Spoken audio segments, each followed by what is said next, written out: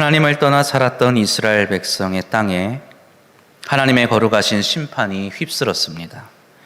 하나님의 백성 이스라엘은 이방인이라 치부하며 업신여겼던 바벨론과 아수르 사람들에게 성읍을 빼앗기고 땅이 불태워졌습니다. 많은 백성이 죽임을 당했지요. 그러나 하나님께서는 이제 회복의 말씀을 선포하십니다. 이사야서 26장 20절로 21절의 말씀입니다. 내 백성아 갈지어다. 내 밀실에 들어가서 내 문을 닫고 분노가 지나가기까지 잠깐 숨을 지어다. 보라, 여호와께서 그의 처소에서 나오사 땅의 거민의 죄악을 벌하실 것이라. 땅이 그 위에 잦았던 피를 드러내고 그 살해당한 자를 다시는 덮지 아니하리라. 하나님의 백성을 향하여 포악을 일삼았던 이 아수르 사람들과 바벨론 사람들, 이 거민이라 불리우던 사람들의 죄악을 하나님께서 벌하시겠다고 말씀하십니다. 그 땅에 다시금 하나님의 정의를 세우실 것입니다. 더 나아가 하나님께서는 이스라엘 땅을 혼탁하게 하고 혼란하게 하였던 온갖 우상의 세력들을 깨끗이 제하여 버리시겠다고 선언하십니다. 그날에 여호와께서 그의 견고하고 크고 강한 칼로 날랜 뱀 리워야단 곧 꼬불꼬불한 뱀 리워야단을 벌하시며 바다에 있는 용을 죽이시리라. 성경에 종종 언급되는 이 리워야단이라는 것은 보통 혼돈과 혼란의 상징으로 여겨집니다. 신실하고 의로우신 하나님께서 당신의 온전하신 뜻 가운데 다스리심을 반대로 반하는 존재로 여겨지는 어떤 그런 세력을 리워야단이라고 묘사하고 있지요. 이 리워야단을 벌하시고 이제 하나님께서는 그 땅에 오롯이 한 분이신 하나님 당신을 드러내시며 그 하나님께서 이제 이 땅을 다시 다스리시겠다고 말씀하시는 것이죠. 하나님께서는 이 땅을 그 땅을 여호와의 포도밭이라고 말하십니다. 그리고 당신이 그 포도원을 이제 새롭게 단장하실 터인데 친히 포도원 지기가 되시어서 그곳에 물을 주고 밤낮으로 가꾸어서 간수하여서 그 누구도 이제 이 포도원을 망가뜨리지 아니하게 하시겠다고 말씀하십니다. 잘 다듬어진 포도원에 야곱의 뿌리가 내려질 것이고 이스라엘의 우미 돋고 꽃이 피고 결실이 맺어서 그 땅에 풍성하게 이 열매로 뒤덮이게 될 것이라고 하나님이 말씀하시죠. 2절 말씀에 나오는 그 날이라는 것은 바로 이러한 회복의 때를 의미합니다. 그러나 그 날, 이 날은 아직 오지 않은 날이죠. 이스라엘 백성에게 이 일은 아직 이루어지지 않은 미래의 일이 됩니다. 이런 희망찬 이야기들은 아직 이루어지지 않았고 그들의 손에 아직 잡히지 않는 이야기라는 것이죠. 그렇다면 이스라엘 백성의 현실은 어떻습니까? 오늘은 어떨까요? 이스라엘 땅에 침략자들이 가득합니다. 삶의 터전이 침략을 당해서 파괴당했죠. 많은 백성들이 죽임을 당하고 포로로 끌려갔습니다. 이 모든 일들이 어찌 된 일일까요? 이 모든 일들을 왜 당해야만 할까요? 선지자들은 하나같이 말하죠. 이 모든 재앙 같은 일이 사실 하나님이 하신 일이라고 말합니다. 하나님이 그들을, 이스라엘 백성을, 당신의 백성을 친히 심판하고 계시다고 선지자들은 말을 하고 있습니다. 그러나 이제 그 때가 지나고 장차 올 회복의 때를 준비해야 한다고 하나님은 이제 말씀하십니다. 어떻게 회복을 준비해야 할까요? 이 회복이라는 것을 우리가 어떻게 준비해야 할까요? 이것은 먼저 올바른 질문과 대답으로부터 시작해야 합니다. 무엇이 회복되어야 하는가? 질문을 할 수 있어야 되는 것이죠. 그것의 올바른 대답 또한 필요할 것입니다. 이러한 질문은 우리가 오늘 이 비참한 현실을 어떻게 바라보고 있느냐, 또 우리가 왜 이런 일을 당해야만 하느냐, 우리가 지난날에 어떠한 일을 행했기에 이러한 일을 당할 수밖에 없느냐, 이런 여러 가지 과거와 현재에 비롯된 일들을 똑바로 올바르게 인식할 때에만 가능한 것이죠. 결론적으로 올바른 인식만이 올바른 회복을 가져오게 되는 것입니다. 이러한 상황 가운데 오늘 본문을 보게 됩니다. 이스라엘 백성과 하나님과의 차이가 있습니다. 이스라엘 백성의 현실에 대한 인식이 하나님이 그것과 같지 않음을 우리는 볼 수 있습니다. 이로 인하여서 회복의 말씀이 선포됨에도 불구하고 우리는 마냥 기뻐할 수 없이 어쩌면 일종의 위화감을 느낄 수밖에 없는 것이죠. 이사야서 27장 7절 말씀에 보면 주께서 그 백성을 치셨던들 그 백성을 친 자들을 치심과 같았겠으며 백성이 죽임을 당하였던들 백성을 죽인 자가 죽임을 당함과 같았겠느냐 이렇게 말씀하십니다. 이것은 어떻게 보면 일종의 대답의 형식이죠. 대답의 형식이라는 것은 어떤 질문이 있기에 대답을 하는 것입니다. 성경에 보면 종종 이러한 어떤 형식의 글들이 나오는데 질문자의 질문이 생략되어 있는 것을 보게 됩니다. 그래서 우리는 이러한 대답을 보고 질문자가 어떠한 질문을 했는지를 이렇게 좀 생각을 해 보아야 하는 것이죠. 하나님께서 지금 이스라엘에게 말씀하십니다. 이스라엘을 치던 자들에게 하신 것처럼 똑같이 하나님께서 이스라엘 백성을 치시겠느냐 이렇게 반문하시는 거죠. 또 이스라엘을 살려고 하던 자들에게 그 포악을 일삼는 자들에게 하신 것처럼 하나님께서 똑같이 이스라엘 사람들을 죽이시겠느냐 이렇게 하나님께서 되리어 반문하시는 것입니다. 이러한 질문을 하신 이유는 이스라엘 백성들이 지금 그렇게 하나님께 항변하고 있기 때문이에요. 이스라엘 백성들은 말합니다. 하나님께서 지금 이방인을 대하듯이 자신들을 잔인하게 대하고 계시다는 거예요.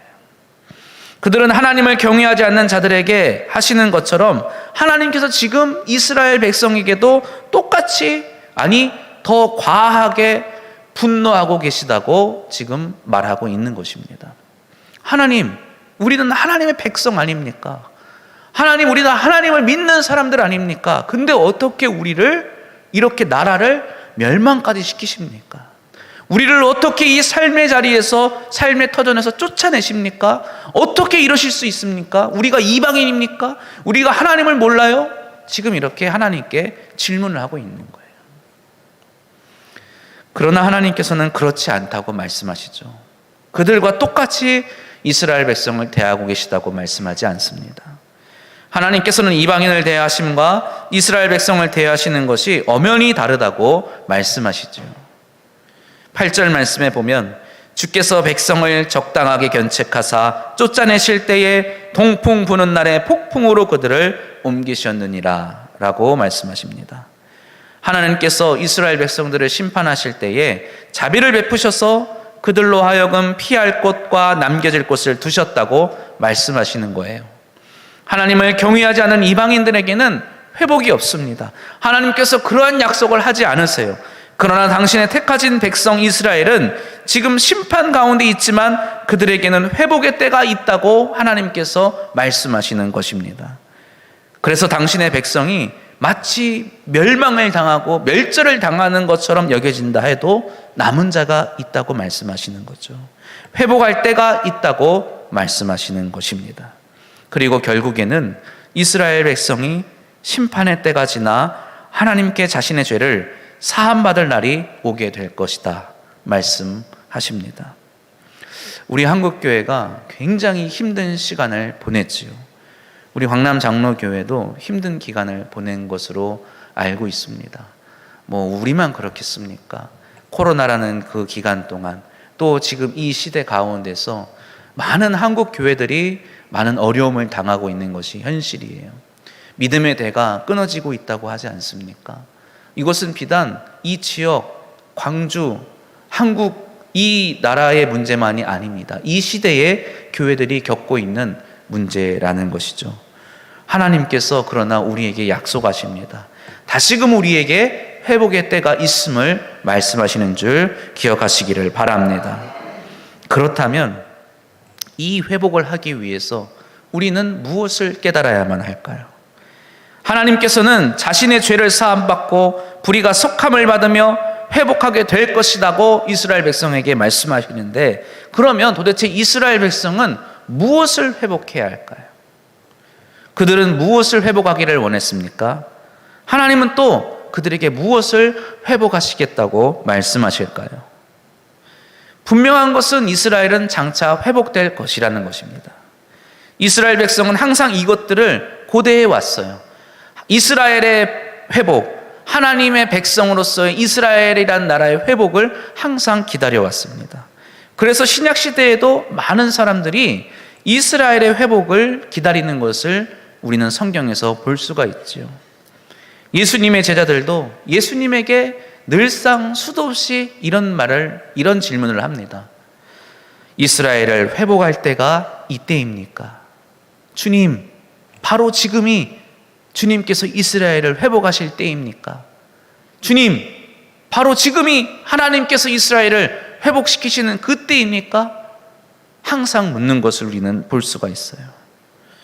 많은 경우에서 이스라엘의 회복이라는 것은 그들의 나라를 의미했습니다. 이스라엘이라는 나라, 다윗 왕국으로 대표되는 이스라엘이라는 독립된 국가가 세워지는 것, 그것이 바로 그들이 생각하는 이스라엘의 회복이었죠.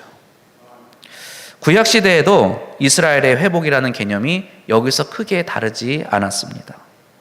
비록 남쪽으로 유다, 북쪽으로 이스라엘 이렇게 분단이 되어 있었지만 그들은 이스라엘이라는 것이 회복이 될 때는 하나님의 백성이라는 그 단일 민족으로서 구성하는 국가를 꿈꾸었다는 것이죠. 우리는 유다 지파야, 우리는 사마리아에 속한 사람들이야, 이러한 것이 아니라 하나님의 백성으로서 하나님의 나라를 회복하고자 하는 열망이 그들 안에 있었다는 거예요. 그래서 그들은 이 예루살렘이라는 도시를 굉장히 상징적으로 생각했어요.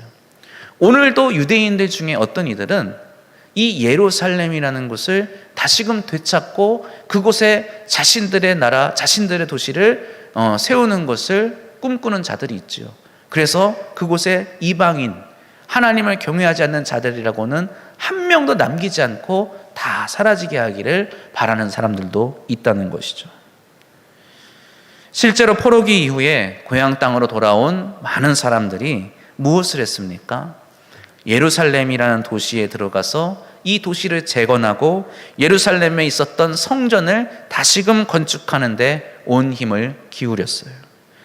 빼앗긴 땅을 회복하고 무너진 성벽을 다시 재건하고 파괴된 성읍들을 다시 건축하는 것, 그것이 그들이 생각하는, 그들이 바라는 이스라엘의 회복이었다는 것이죠. 그런데 하나님께서는 말씀하십니다. 9절에서 말씀하신 야곱의 불의가 속함을 받고 죄 없이함을 받는 그 회복의 때에 그 땅에 일어날 일들에 대해서 말씀하십니다. 오늘 본문 말씀 바로 앞에 10절 말씀입니다. 우리 함께 읽어볼까요? 10절 말씀 시작. 대저 견고한 성읍은 적막하고 거처가 황무하며 버림받아 광야와 같은 즉 송아지가 거기에서 먹고 거기에 누우며 그 나무 가지를 먹어 없이 하리라. 견고했던 성읍은 무너져 내립니다. 황무한 채 버림을 받을 것이라고 하나님께서 말씀하시죠. 마치 광야와 같이 황량하게 될 것이라고 말씀합니다.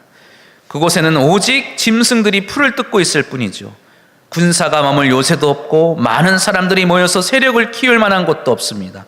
경제적으로, 상업적으로, 정치적으로 힘을 모을 곳이 하나도 없이 그저 뭐합니까? 송아지가 풀이나 뜯는 그러한 들판이나 있는 곳으로 만드시겠다는 거예요.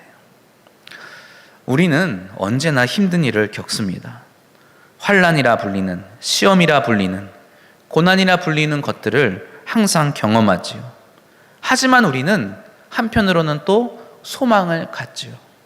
반드시 이 끝에 회복의 때가 있을 것이라는 소망을 갖습니다. 은혜로우신 하나님께서 우리의 삶을 회복시켜 주시고 우리의 기업과 우리의 생업을 회복시켜 주시고 우리의 가정을 회복시켜 주실 것이라고 믿습니다. 우리가 다시 부욕해 되고 형통케 되고 강건케 되리라는 소망을 갖고 인내하며 견디는 것이 우리의 삶이에요. 그런데 실상 하나님께서는 그러한 것들을 중요하게 여기시지 않는 것처럼 보인다는 거죠. 오늘 본문에서도 하나님께서는 그것들을 별로 중요하게 생각하지 않으십니다. 오히려 외면하는 것처럼 보이세요. 불필요한 것으로 여기시는 것 같단 말입니다. 이스라엘은 항상 꿈꿉니다. 지금도 꿈꾸고 있어요. 무엇을 꿈꿉니까? 다윗 왕의 때와 솔로몬 왕의 때와 같이 강대한 국가를 꿈꾸고 있어요. 드넓은 영토에 견고한 성읍들이 즐비하고 그곳에 강한 군사들이 있고 강대한 마병들이 국경을 수비하고 있어 그 어느 누구도 그 땅을 넘보지 못하는 그러한 강한 나라를 그들은 꿈꿉니다. 그들은 송아지를 팔아서 마병으로 삼을 말을 애굽으로부터 사들였어요. 백성들을 동원해서 군사가 머물 요새들을 만들었습니다. 그리고 그것들이 자신들을 강대한 나라로 삼아줄 것이라고, 자신들의 땅을 지켜줄 것이라고 믿었어요. 그리고 이제 이스라엘이 회복이 될 때가 다가오니까 다시금 그러한 것들을 우리가 회복해야 할 것이다 라고 생각하는 것이죠. 그러나 하나님께서는 그러한 것들은 아무짝에나 쓸모없는 것이라고 말씀하십니다. 그러한 것들을 회복시켜 주느니 차라리 그 땅을 그냥 광야처럼 내버려 두시겠다고 말씀하시는 거예요. 성읍과 마병을 꿈꾸는 이스라엘에게 하나님께서는 말씀하십니다. 11절 말씀에 백성이 지각이 없으므로 그들을 지으시니가 불쌍히 여기지 아니하시며 그들을 조성하시니가 은혜를 베풀지 아니하시리라. 백성이 지금 뭐가 없다고요? 지각이 없다는 거예요. 미련하다는 겁니다. 멍청하다는 거예요. 어느 영화에 나오는 대사처럼 그들이 지금 무엇이 중요한지 모른다는 거죠. 하나님께서는 지금 그들이 어리석음을 질책하고 계시는 겁니다. 이스라엘은 지금 자신들이 왜 심판을 받게 되었는지 모르고 있어요. 그래서 자신들이 지금 왜 이런 환난을 겪고 있는지도 모르는 겁니다. 그렇기 때문에 회복의 날에 자신들이 어떠한 모습으로 회복해야 할지를 모르고 있는 거예요. 하나님께서는 그것을 지금 불쌍히 여기시는 것입니다. 하나님은 원하십니다. 당신의 백성이 하나님 당신과 오롯이 언약의 신실한 백성으로 거듭나기를 원하시는 거죠. 그들이 하나님을 섬기지 아니하고 아세라 태양신에게 제사를 드리는 것을 죄라 여기지도 않고 돌이킬 생각도 하지 않는 것을 보게 되자 하나님께서는 그 땅을 쓸어버리시고 그것들을 내가 다 제하여 버리겠노라 말씀하십니다. 이스라엘 백성들은 하나님께서 자신들을 내치시는 것이라고 생각했어요. 그러나 하나님께서는 그 땅에 가득한 우상과 우상의 제단을 내치셨던 것이죠. 이제 광야와 같은 그 땅에 사람만 없는 것이 아니라 뭐도 없어요? 우상도 없게 된 것입니다.